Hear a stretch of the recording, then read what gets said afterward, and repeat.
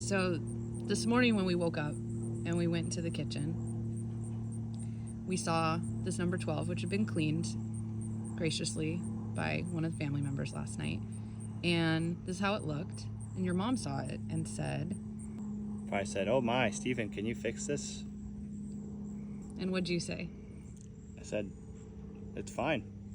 Just gotta rub a little oil on it." And can you tell us why it looks like that? It looks like this because it's a brand new pan straight out of the box. Put it right into the paces last night with 4 burgers, salty patties. Didn't try to put a ton of oil in the pan. The proteins binded a little bit to the seasoning and pulled a little bit with it. No big deal. It was cleaned with water, possibly even soap. It was probably just hand dried, and therefore overnight some of the moist air here in Maine reacted with some of the rawer spots of the iron and create a little rust. There's nothing wrong with that. The thing about seasoning is it's always coming and going.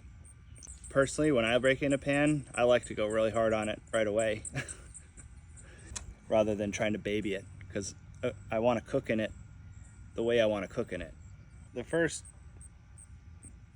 10 to 20 to 30 cooks, you really don't want to get too fussy about what the pan looks like. I feel like that just gets me into the mentality of like really making sure I'm chain mailing a ton and getting after it with my seasoning oil.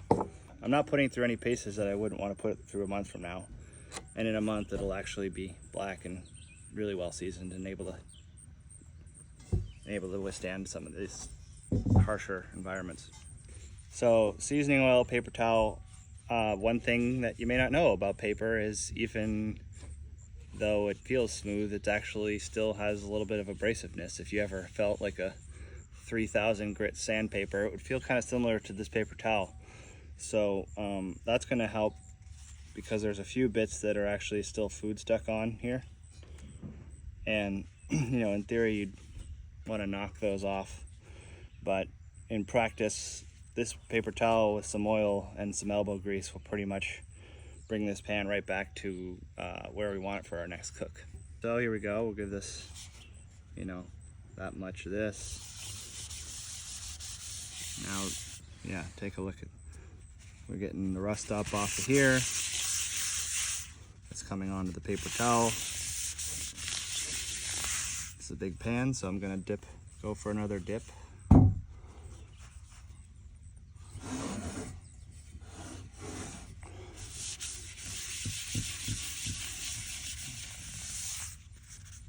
Ease up on the pressure.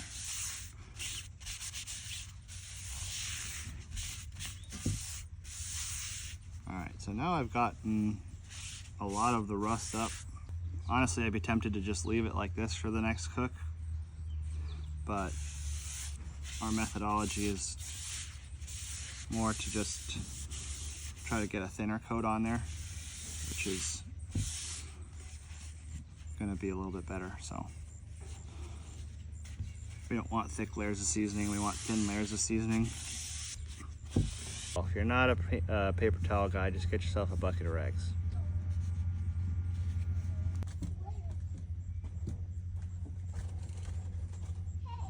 So, update, it's been about 5-6 days. 5-6 days. The first thing we did was burgers, and actually you can kind of see the outline of the burgers where actually that helped Season it. gain seasoning into the pan on the outline of the burger. So the next thing I think we did was bacon, and then there was a lot of things that went on top of that bacon fat, like eggs for the girls, or was that for you? Yeah. And Christopher did some Chex Mix baking, which would have been helpful. And then pancakes, some blueberry pancakes probably. So 4 or 5 things have been cooked in it. Yeah, we see some nice seasoning developing in a few spots, and we're doing well in our keep on cooking on philosophy of pan maintenance. What's next for this pan? This pan is a now used field pan. In inventory, Come to Vermont and I'll sell it to you for a special price.